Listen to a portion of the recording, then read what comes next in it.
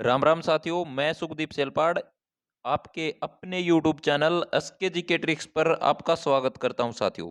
साथियों, आज का जो हमारा टॉपिक होगा वो होगा हरियाणा के महत्वपूर्ण अभिलेख। जो अभिलेख सीईटी के एग्जाम में जो आने वाले हैं, एचएसएससी जो भी पूछता है अभिलेखों के बारे में, तो आज के बाद साथियों आपका कोई भी क्वेश्चन गलत नहीं होगा अगर आप ये वीडियो आप हमारी अंत तक देख लेते हैं। साथियों, हम कोई भी क्वेश्चन आपका छूटने नहीं देंगे, एक एक बातें हम बहुत ही शानदार तरीके से पढ़ने वाले हैं। साथियों, आपने अभी तक हमारा चैनल सब्सक्राइब नहीं किया तो आप हमारा चैनल जल्दी से सब्सक्राइब कर लीजिए साथियों, और बेल आइकन जरूर दबा लीजिए साथियों। और साथियों, आप साथियों के काफ़ी के मैसेज आ रहे हैं मेरे पास कि हमें नोट्स चाहिए, तो साथियों हमने नोट्स जो हमारा टेलीग्राम ग्रुप है एसके जी के ट्रिक्स बाय सुखदीप सर, वहां पर हमने अपलोड कर रखे हैं साथियों। और कुछ नोट्स बचे हुए हैं साथियों, वो भी मैं आज या कल में पीडीएफ बना के ग्रुप में अपलोड कर दूंगा साथियों। चिंता की कोई बात नहीं है, आपको फ्री ऑफ कॉस्ट नोट्स मिलेंगे साथियों, आपने बिल्कुल भी चिंता करने की आवश्यकता नहीं है। तो साथियों, बिना किसी देरी के हम शुरुआत करने वाले हैं एक बेहतरीन टॉपिक का, और टॉपिक का क्या नाम है साथियों? हरियाणा के अभिलेख। हरियाणा के अभिलेखों की अगर मैं बात करूं तो साथियों, हरियाणा के जो जानकारी देने वाले जो अभिलेख हैं साथियों, तो वो कितने हैं? वो 37 हैं। कितने होंगे? 37 होंगे साथियों। इसमें एक महत्वपूर्ण अभिलेख की अगर मैं बात करूं तो साथियों, वो कौन सा अभिलेख है साथियों? तो एक है साथियों महेंद्र पाल का 9वीं सदी का अभिलेख साथियों। और जो पेहोवा है साथियों, पेहोवा में क्या हुआ था साथियों? मिहिर भोज के समय, मतलब यहाँ पर क्या था, घोड़ों का व्यापार केंद्र भी हुआ करता था। तो इस तरह की हम छोटी छोटी बातें हैं वो सब पढ़ेंगे साथियों। शुद्ध नामक स्थान पर बाराखड़ी का अभिलेख कहाँ से मिला था, ये बात भी हम पढ़ेंगे, क्योंकि वो यमुनानगर जिले से मिला था साथियों, क्योंकि काफी बार एग्जाम में क्वेश्चन आया हुआ है साथियों। और तांबे की जो मुद्राएं हैं साथियों सोनीपत से प्राप्त हुई थी, उनके बारे में हम पढ़ेंगे साथियों। लाओस देश का अभिलेख है साथियों, उसके बारे में हम पढ़ेंगे साथियों। लांडनू अभिलेख है, उसके बारे में भी हम पढ़ने वाले हैं साथियों। तो इस तरह से हम जो तोशाम में जो अभिलेख है उसके बारे में भी पढ़ेंगे। तो ऐसे कर करके हम सभी के सभी अभिलेख पढ़ देंगे साथियों। तो सबसे पहले हम बात करते हैं कि भाई हरियाणा के बारे में जानकारी देने वाले कुल अभिलेखों की अगर बात आ जाए कि कुल अभिलेख कितने हैं हरियाणा के बारे में जानकारी देने वाले, तो उनकी अगर मैं बात करूं तो साथियों वो हैं 37। कितने हैं? 37 है साथियों।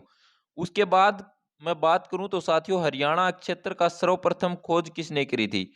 जो हरियाणा क्षेत्र की सर्वप्रथम खोज की अगर मैं बात करूं साथियों, तो वो साथियों 1862 में अलेक्जेंडर कनिंघम के द्वारा हुई थी साथियों, ये बात आपको याद रखनी है। उसके बाद मैं अगला पॉइंट की अगर बात करूं तो साथियों, अलेक्जेंडर कनिंघम के कार्य को 1888 से 89 में रोजर्स द्वारा आगे बढ़ाया गया था। किसके द्वारा आगे बढ़ाया गया था? रोजर्स के द्वारा। किसके कार्य को? अलेक्जेंडर कनिंघम के कार्य को साथियों। उसके बाद मैं बात करूं तो साथियों, हरियाणा में सर्वप्रथम खुदाई की अगर बात की जाए तो 1921 से 22 में साथियों किसने? डीबी स्नूपर ने साथियों, डीबी स्नूपर ने की थी साथियों। और राजा कर्ण का किला साथियों, ये भी बात आप याद रखनी है, कहां पर है ये? थानेसर में है साथियों, राजा कर्ण का टीला साथियों। उसके बाद में अभिलेख की अगर बात करूं तो साथियों, पहला जो स्तंभ लेख है साथियों वो है टोपरा स्तंभ लेख। क्या है? टोपरा स्तंभ लेख। टोपरा स्तंभ लेख के बारे में हम एक एक बातें पढ़ेंगे। और साथियों, अगर आपने ये एक बार पढ़ लिया तो उसके बाद आपको देखने की आवश्यकता नहीं है, आप सीधा पेपर में जाओगे साथियों पढ़ने के बाद, तो यहाँ से जो क्वेश्चन आएगा वो गारंटी के साथ हम बताते हैं कि आपका गलत नहीं होगा। और हम पढ़ने वाले साथियों टोपरा अभिलेख। अब टोपरा अभिलेख की अगर मैं बात करूं तो साथियों, भारत में खोजा गया सबसे महत्वपूर्ण स्तंभ लेख। सबसे पहला क्वेश्चन बनेगा कि भारत में खोजा गया सबसे महत्वपूर्ण स्तंभ लेख। स्तंभ लेख की अगर बात आ जाए तो साथियों टोपरा स्तंभ लेख। इसकी भाषा पूछेगा साथियों, टोपरा जो स्तंभ लेख है साथियों, इसकी भाषा पूछ ली जाएगी कि भाषा कौन सी है, तो भाषा होगी साथियों इसकी प्राकृत। कौन सी भाषा? प्राकृत भाषा साथियों। और लिपि साथियों ब्राह्मी लिपि। ये बात भी आपको अच्छी तरह से याद रखना है साथियों। कौन सी लिपि? ब्राह्मी लिपि साथियों। इसके ऊपर साथियों 7 वो हैं, क्या है? 7 अभिलेख भी अंकित हैं साथियों, ये बात भी आपको याद रखनी है। क्या है? 7 अभिलेख। उसके बाद मैं बात करूं तो साथियों, इस स्तंभ पर सबसे अधिक 7 क्या है? राजाज्ञाएं अंकित है साथियों, राजाज्ञाएं अंकित हैं किसके ऊपर साथियों? टोपरा स्तंभ लेख के ऊपर साथियों, ये बात आपको याद रखनी है साथियों। उसके बाद अगर मैं अगले पॉइंट की बात करूं तो टोपरा स्तंभ लेख से संबंधित है साथियों सम्राट अशोक द्वारा गिरनार पहाड़ी कहां पर है साथियों? गुजरात। गुजरात से लाया गया था साथियों, और टोपरा जो कहां पर है? यमुनानगर में तो स्थापित किया गया था। तो सीधी सी बात यहां से क्या बनती है साथियों? सम्राट अशोक के द्वारा गिरनार पहाड़ी से लाया गया और कहां पर रखा गया? टोपरा में रखा गया साथियों। टोपरा कहां पर है साथियों? यमुनानगर का गांव है टोपरा साथियों, ये बात आपको याद रखनी है। सीधा आएगा कि टोपरा कहां पर है, तो टोपरा यमुनानगर में है साथियों। गिरनार पहाड़ी गुजरात से लाया गया था साथियों ये स्तंभलेख, ये आपको याद रखना है। और यहां से साथियों विग्रह राज चतुर्थ के 3 अभिलेख भी प्राप्त हुए थे साथियों। विग्रह राज चतुर्थ के 3 अभिलेख यहाँ पर प्राप्त हुए थे साथियों। कब हुए थे साथियों? तो साथियों 11वीं सदी के दौरान साथियों, 11वीं सदी के दौरान साथियों। और विग्रह राज चतुर्थ है साथियों, ये चौहान राजा थे साथियों। क्या थे? चौहान वंश के राजा थे, ये बात भी आपको अच्छी तरह से याद रखनी है साथियों। 14वीं सदी में फिरोज शाह तुगलक इसको कहाँ ले गया था साथियों? फिरोज शाह तुगलक इसको 14वीं सदी में दिल्ली ले गया था साथियों। क्वेश्चन आ जाएगा भाई, जो टोपरा स्तंभ लेख है साथियों, इसको फिरोज शाह तुगलक दिल्ली ले गया था, तो कैसे ले गया था साथियों? तो ये यमुना नदी के रास्ते से ले गया था साथियों, ये बात आपको याद रखना है साथियों।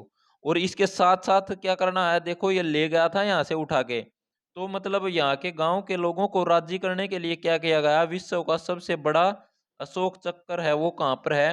तो विश्व का सबसे बड़ा जो अशोक चक्कर लगाया गया है साथियों, वो टोपरा गांव में ही लगाया गया है। ये भी यहाँ से क्वेश्चन बनेगा साथियों, और क्वेश्चन बनेगा बेहतरीन क्वेश्चन साथियों ये। और साथ साथ आप अपने नोट्स जरूर बनाते रहिए साथियों। उसके बाद मैं अगले अभिलेख की बात करूं तो साथियों उसका नाम है साथियों शुद्ध अभिलेख। कौन सा अभिलेख साथियों? शुद्ध नामक अभिलेख साथियों। शुद्ध नामक जो अभिलेख है साथियों, ये कहां से प्राप्त हुआ था साथियों? तो ये हुआ था साथियों यमुनानगर जिले में। कहां पर है साथियों शुद्ध अभिलेख? तो ये है साथियों यमुनानगर जिले में। यह दूसरा सबसे महत्वपूर्ण अभिलेख है साथियों, ये बात भी याद रखना साथियों। यह 12 खड़ी में अंकित है साथियों। 12 खड़ी तो आपने पढ़ी होंगी साथियों। क्या 12 खड़ी तो पढ़ी होंगी ना आपने? जो 12 खड़ी क्या थी साथियों? जैसे क काकी की, ये इस तरह की बात आपने मतलब बचपन में बहुत सी पढ़ी होंगी साथियों। तो ये अब 12 खड़ी में ही अंकित है साथियों। और जो शुद्ध नामक स्थान है साथियों, ये कहाँ पर है? तो ये जगाधरी के पास है साथियों, यमुनानगर में जगाधरी के पास है साथियों। ये बात ये भी आपको याद रखना है साथियों। पित्तल सिटी की अगर बात आ जाए तो रेवाड़ी को कहा जाता है साथियों, लेकिन छोटी पित्तल सिटी की अगर बात आ जाए तो वो जगाधरी को कहा जाता है साथियों। ये बात भी आपको अच्छी तरह से याद रखनी है। उसके बाद मैं बात करूं तो साथियों करनाल अभिलेख। कौन सा है? करनाल अभिलेख। करनाल अभिलेख की अगर बात करें तो साथियों ये खरोष्टी लिपि में अंकित है। कहाँ है? करनाल अभिलेख है साथियों, और ये खरोष्टी लिपि में अंकित है साथियों। और यहाँ से क्या होता है साथियों? यहाँ से होता है सरोवर की जानकारी देने वाला है साथियों। ये यहाँ से किसकी जानकारी मिलती है? तो यहाँ से सरोवर की जानकारी मिलती है साथियों। और कर्ण झील कहाँ पर है साथियों? तो कर्ण झील करनाल जिले में है साथियों, ये बात भी आपको याद रखनी है। उसके बाद मैं अगला ही बात करूं तो साथियों पेहोवा अभिलेख। कौन सा अभिलेख है? पेहोवा अभिलेख। पेहोवा अभिलेख की अगर मैं बात करूं तो साथियों ये कौन से जिले में होगा? तो साथियों ये कुरुक्षेत्र जिले में होगा। कहां पर है? कुरुक्षेत्र जिले में होगा साथियों। और कुरुक्षेत्र जिले में ही श्री कृष्ण ने अर्जुन को गीता का उपदेश दिया था साथियों। कहां पर? ज्योतिसर में। ज्योतिसर नामक स्थान पर गीता का उपदेश दिया गया था साथियों। ज्योतिसर है ये कहां पर है? तो ये कुरुक्षेत्र जिले में ही है साथियों। साथ साथ अपना मतलब एक एक चीजें हम पढ़ रहे हैं। तो उसके बाद पेहोवा अभिलेख से संबंधित अगला जो पॉइंट है साथियों, ये राजा भोजदेव और महेंद्रपाल के अभिलेख हैं। किसके हैं साथियों? राजा भोजदेव और महेंद्रपाल के अभिलेख हैं साथियों। और 9वीं सदी के हैं साथियों, ये भी बात आपको याद रखना है। उसके बाद है साथियों यहाँ से मतलब क्या मिलता है? जो महेंद्रपाल का 9वीं सदी का अभिलेख है, इसमें मंदिर निर्माण की भी चर्चा है साथियों। क्या है? मंदिर निर्माण की भी चर्चा है साथियों। और यह गुर्जर प्रतिहार वंश के बारे में भी जानकारी देता है साथियों। कौन सा? पेहोवा अभिलेख साथियों। उसके बाद मैं बात करूं तो साथियों पेहोवा के विष्णु भगवान के मंदिरों के निर्माण की जानकारी भी मिलती है यहाँ से। कहाँ से? पेहोवा अभिलेख से साथियों, ये बात आपको अच्छी तरह से याद रखनी है। उसके बाद मैं बात करूं तो साथियों पेहुआ प्राचीन समय में उत्तर भारत में घोड़ों के व्यापार के लिए सबसे बड़ा केंद्र था साथियों। घोड़ों के व्यापार के लिए सबसे बड़ा केंद्र की अगर बात करें तो कौन सा है? पेहुआ साथियों। ये बात आपको अच्छी तरह से समझ लेनी है। उसके बाद मैं बात करूं तो साथियों तोसाम अभिलेख। तोसाम अभिलेख की अगर बात करें तो साथियों ये कौन से जिले में है साथियों? तो तोसाम जो विधानसभा क्षेत्र भी है और तोसाम भिवानी की क्या है? तोसाम भिवानी की एक तहसील भी है साथियों। तो तोसाम कौन से जिले में होगा? तो तोसाम होगा साथियों भिवानी जिले में। और जो तोसाम विधानसभा क्षेत्र है यहाँ से विधायक की कौन है साथियों? विधायक की अगर मैं बात करूं तो सुरुति चौधरी है साथियों। सुरुति चौधरी से आप एक बात और याद रख लेना साथियों, जो गणतंत्रता दिवस है साथियों, गणतंत्रता दिवस 2025 साथियों, 2025। तो 2025 में साथियों भिवानी में जो ध्वजारोहण किया था साथियों वो किसने किया है? तो वो किया है साथियों श्रुति चौधरी ने साथियों, जो कि तोसाम से विधायक है। और क्या साथियों? चौधरी बंसीलाल जी की पोती है साथियों। ये बात भी आपको याद रखनी है साथियों। और सिंचाई विभाग की मंत्री भी है साथियों। तो यहाँ से हमने देखिए साथियों कितने क्वेश्चन कवर कर लिए हैं साथियों, ये बात आपको याद रखना है साथियों। उसके बाद मैं बात करूं तो साथियों यह तीसरी चौथी सदी का अभिलेख है। कौन सी? जो तोसाम का जो अभिलेख है साथियों, ये तो तीसरी चौथी सदी का अभिलेख है साथियों। तोसाम में विष्णु मंदिर व तालाब निर्माण की जानकारी भी इसी अभिलेख से मिलती है साथियों। ये बात भी आपको याद रखनी है। उसके बाद मैं अगले अभिलेख की अगर बात करूं तो साथियों वो है कपाल मोचन का अभिलेख साथियों। कपाल मोचन अभिलेख साथियों, ये बात आपको याद रख लेना। कपाल मोचन जो अभिलेख है साथियों ये क्या है? ये कपाल मोचन का जो अधूरा अभिलेख है साथियों, क्या है? अधूरा अभिलेख है। ये बात भी आपको याद रखना है। जो कपाल मोचन अभिलेख है साथियों ये बिलासपुर में है। बिलासपुर कहाँ पर है साथियों? यमुनानगर में। यमुनानगर का पुराना नाम आ जाए तो अब्दुल्लापुर है साथियों। ये बात आपको अच्छी तरह से याद रखनी है साथियों। उसके बाद है साथियों देखिए अधूरा अभिलेख यहीं से प्राप्त हुआ। अधूरा अभिलेख है वो कहाँ से प्राप्त हुआ? कपाल मोचन अभिलेख साथियों। ये बात भी आपको याद रखनी है साथियों। उसके बाद अगले जो अभिलेख की अगर मैं बात करूं तो साथियों उस अभिलेख का नाम है अग्रोहा अभिलेख। अग्रोहा अभिलेख साथियों, अग्रोहा कौन से जिले में है साथियों? तो हिसार जिले में साथियों। हिसार जिले में है साथियों। और हिसार को स्टील सिटी के नाम से भी जाना जाता है। ये बात आपको अच्छी तरह से पता होगी साथियों। स्टील सिटी के नाम से किस जिले को जाना जाता है? तो इस्पात नगरी अगर आ जाए तो हिसार जिले को जाना जाता है साथियों। गुरु जम्बेश्वर यूनिवर्सिटी भी कहाँ पर है साथियों? तो गुरु जम्बेश्वर यूनिवर्सिटी भी कहाँ पर है? तो ये हिसार जिले में है साथियों। ये आपको याद रखनी है साथियों। एक आकाशवाणी के अंदर हिसार है साथियों, ये भी आपको याद रखना है। तो अगरोहा कौन से जिले में है साथियों? तो अगरोहा हिसार जिले में स्थित है। कहाँ पर है? हिसार जिले में स्थित है साथियों। संगीत के 7 सुरों वाली ईंट कहाँ से प्राप्त हुई? ये क्वेश्चन काफी बार रिपीट हो चुका है साथियों। और आगे जो एग्जाम होने वाला है साथियों उसमें आपको सीधा चिपका हुआ क्वेश्चन मिलेगा कि भाई संगीत के 7 सुरों वाली ईंट कहाँ से प्राप्त हुई? तो ये अग्रोहा से हुई थी साथियों। सारे गामा पा जो ईंट मिली थी वो अग्रोहा से मिली थी। और अग्रोहा कहाँ पर होगा साथियों? अग्रोहा हिसार में होगा। उसके बाद अगर मैं बात करूं तो साथियों यहाँ से सूर्य देवता की जानकारी भी मिलती है। किसकी जानकारी मिलती है साथियों? सूर्य देवता की जानकारी मिलती है साथियों। उसके बाद अगर मैं बात करूं तो साथियों एक साथियों गुजरी अभिलेख, गुजरी स्तंभ लेख की अगर मैं बात करूं तो साथियों गुजरी स्तंभ लेख, गुजरी स्तंभ लेख की अगर मैं बात करूं तो साथियों ये भी कहाँ से प्राप्त हुआ था साथियों? ये भी हिसार जिले में प्राप्त हुआ साथियों। यहाँ से साथियों 8 अभिलेखों की जानकारी प्राप्त होती है। गुजरी स्तंभ लेख है वहां से 8 अभिलेखों की जानकारी प्राप्त होती है साथियों। और अलग अलग 8 जगहों से आने वाले भागवतों की सूचना भी देता है साथियों। ये बात आपको बेहतरीन तरीके से दिमाग में बैठा लेनी है साथियों, क्योंकि सीधा एग्जाम में क्वेश्चन मिलेगा साथियों। और एग्जाम में जो अगर क्वेश्चन आ गया तो आप छोड़ने वाले हो नहीं, क्योंकि आप तैयारी ही इस लेवल की कर रहे हो। उसके बाद अगर मैं बात करूं तो साथियों गुरावड़ा अभिलेख। कौन सा अभिलेख? गुरावड़ा अभिलेख।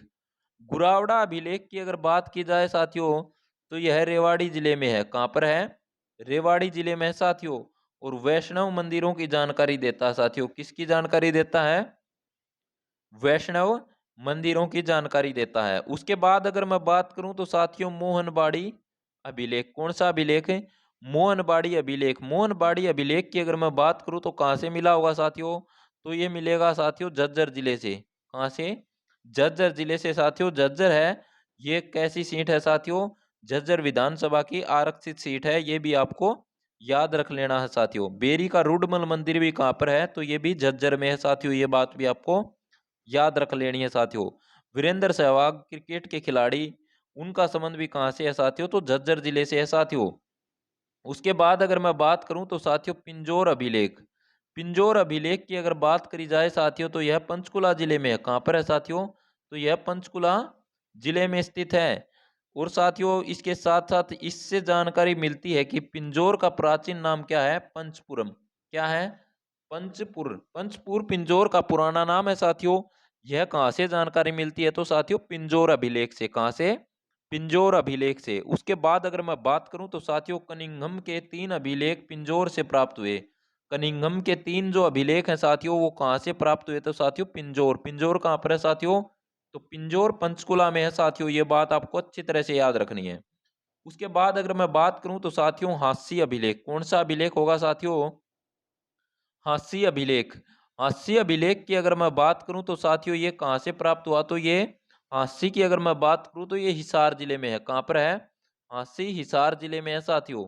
पृथ्वीराज द्वितीय का अभिलेख यहीं से प्राप्त हुआ था साथियों। पृथ्वीराज द्वितीय का जो अभिलेख है वो कहाँ से प्राप्त हुआ था? तो हास्य से प्राप्त हुआ था साथियों।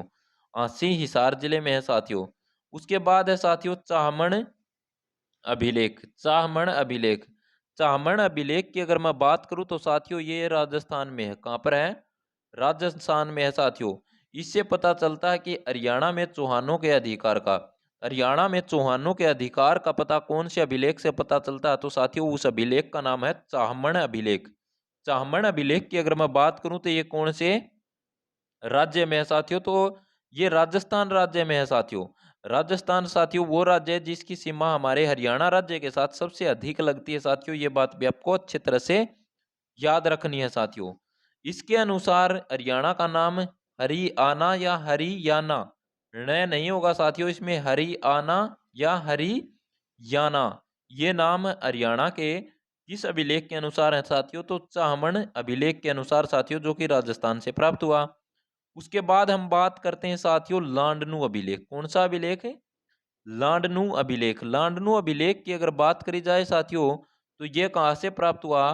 तो यह राजस्थान से प्राप्त हुआ। कहाँ से? राजस्थान से प्राप्त हुआ साथियों। इसके अनुसार 12वीं सदी में, इसके अनुसार 12वीं सदी में हरियाणा की जो राजधानी है वो कौन रही है? तो वो दिल्ली रही है साथियों, लांडनु अभिलेख के अनुसार साथियों, ये बात आपको अच्छी तरह से पता होनी चाहिए साथियों। उसके बाद अगर मैं बात करूं तो साथियों बिजोलिया अभिलेख। बिजोलिया अभिलेख की अगर बात करें तो साथियों ये भी कहाँ से प्राप्त हुआ? तो ये भी राजस्थान से प्राप्त हुआ साथियों। और इसमें चौहानों के वंशावली के साथ साथ हरियाणा के दिल्ली, हांसी व हिसार इन नगरों का नाम भी वर्णित है साथियों, ये बात आपको याद रखनी है साथियों। बिजोलिया अभिलेख साथियों ये बात मैंने बता दी कहां से प्राप्त हुआ? राजस्थान राज्य से प्राप्त हुआ साथियों। और साथियों सोमेश्वर चौहान वंशावली के बारे में इसका वर्णन है साथियों। हांसी पर 12वीं सदी में चौहानों का अधिकार की जानकारी की अगर बात करें तो वो बिजोलिया अभिलेख से ही प्राप्त होती है साथियों। उसके बाद अगर मैं बात करूं तो साथियों अगला अभिलेख है वो है साथियों पालम बावली अभिलेख। पालम बावली अभिलेख साथियों यह दिल्ली से प्राप्त हुआ। कहां से प्राप्त हुआ? दिल्ली से साथियों। उसके बाद अगर मैं अगले अभिलेख की बात करूं तो साथियों मोहम्मद बिन तुगलक अभिलेख।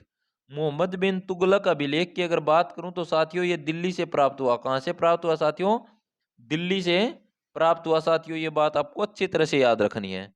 उसके बाद अगले अभिलेख की अगर मैं बात करूं तो साथियों यह सिरसा अभिलेख। कौन सा? सिरसा अभिलेख। और ये साथियों सिरसा से ही प्राप्त हुआ। कहां से? सिरसा से प्राप्त हुआ साथियों। और राजा भोजदेव का अभिलेख है साथियों ये बात भी आपको याद रखनी है साथियों। उसके बाद अगर मैं बात करूं तो साथियों इससे पता चलता है कि सिरसा में पाशुपत संप्रदाय की जानकारी मिलती है साथियों, ठीक है। उसके बाद अगले जो अभिलेख की अगर मैं बात करूं तो साथियों वो कौन सा अभिलेख होगा? वो अभिलेख होगा साथियों लाओस अभिलेख। कौन सा? लाओस अभिलेख साथियों। इसमें साथियों क्या पता चलता है साथियों? ये लाओस देश से प्राप्त हुआ है साथियों। लाओस अभिलेख कौन से देश में? साथियों लाओस देश में मिला साथियों। उसके बाद अगर मैं बात करूं तो साथियों राजा देवंका का अभिलेख। ये किसका अभिलेख है? राजा देवका का अभिलेख है साथियों। और इसमें क्या है साथियों, इसमें कुरुक्षेत्र की महिमा लिखी हुई है। इसमें कुरुक्षेत्र की महिमा लिखी हुई है साथियों। लाओस में कुरुक्षेत्र जैसा नगर राजा देव का द्वारा बसाया गया था साथियों। ये बात आपको अच्छी तरह से याद रखनी है साथियों। तो ये साथियों आज के हमारा टॉपिक है साथियों। ये टॉपिक क्या रहा है साथियों, महत्वपूर्ण अभिलेख। जो जो अभिलेख है साथियों वो हमने एक बेहतरीन तरीके से कर लिए हैं साथियों। अगर आपको वीडियो पसंद आए तो ज़्यादा से ज़्यादा शेयर कर दीजिए। और हमारा जो चैनल है साथियों उसको आप सब्सक्राइब जरूर कर लीजिए और बेल आइकन दबा लीजिए। और अपने दोस्तों के साथ वीडियो को शेयर जरूर किया करो साथियों। आपके पास जो ग्रुप हैं उनमें डाल दीजिए ताकि किसी न किसी भाई का भला हो जाए। और नोट्स चाहिए ये सेम टू सेम पीडीएफ, तो आप मेरे से कांटेक्ट कर सकते हो। और कांटेक्ट कहाँ करना है, आपको कांटेक्ट करना है साथियों, वीडियो के डिस्क्रिप्शन में लिंक दिया हुआ है टेलीग्राम का, वहां से आप टेलीग्राम हमारा ज्वाइन कर लीजिए, आपको डेली पीडीएफ मिल जाएगी साथियों। धन्यवाद साथियों, मिलते हैं एक अगले और टॉपिक के साथ अगली क्लास में बेहतरीन तरीके से। तब तक आप अपनी तैयारी जारी रखिए। धन्यवाद साथियों।